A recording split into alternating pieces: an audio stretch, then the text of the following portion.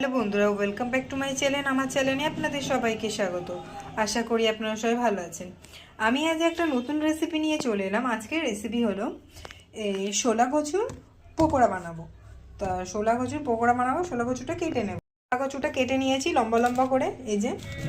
এবার এটা কুড়িয়ে নেব। এই যে এই কুড়ানিটা দিয়ে এই শোলা কচুটা ভালো করে কুড়িয়ে নেব। তার শোলা কচুগুলো কুড়ানি হয়ে গেছে, মানে কুড়িয়ে নিয়েছে আর কি। কুড়িয়ে রাখা হয়ে গেছে। এবার আতপ তেল ভিজিয়ে রেখেছিলাম, এটা একটু বেটে নেবো মুচমুচে হওয়ার জন্য। আদা দিলাম এর মধ্যে একটু, এবার পেস্ট করে নেবো। একটু চিপে নিলাম, জল অল্প বেরিয়েছে। এবার এই যে আতপ দিয়ে দিলাম, এর মধ্যে একটু বেসন দেবো।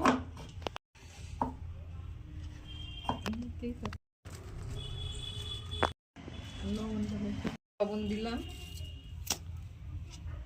হলুদ দিলাম একটু,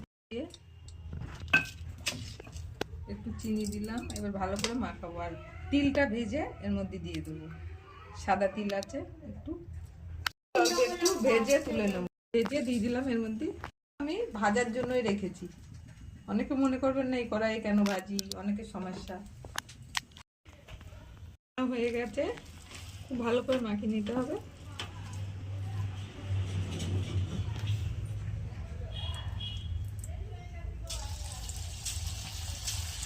হয়ে গেছে, এবার তুলে নেবো।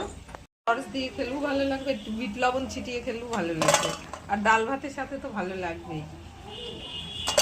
নিরামিষ করেছি, একটু রসুন দিলে বেশি ভালো লাগবে। যা কিছু দিয়েছি সবই দেবেন, আর রসুনটা দিয়ে দিলে আমিষ হয়ে যাবে, ভালো লাগবে বেশি। ভিডিওটা ভালো লাগলে লাইক, কমেন্ট, সাবস্ক্রাইব, শেয়ার অবশ্যই করবেন এবং কমেন্ট বক্সে জানাবেন যে আমাদের ভিডিও আপনাদের সবার কেমন লাগে। প্লিজ চ্যানেলটাকে একটু সাবস্ক্রাইব করে দেবেন প্লিজ।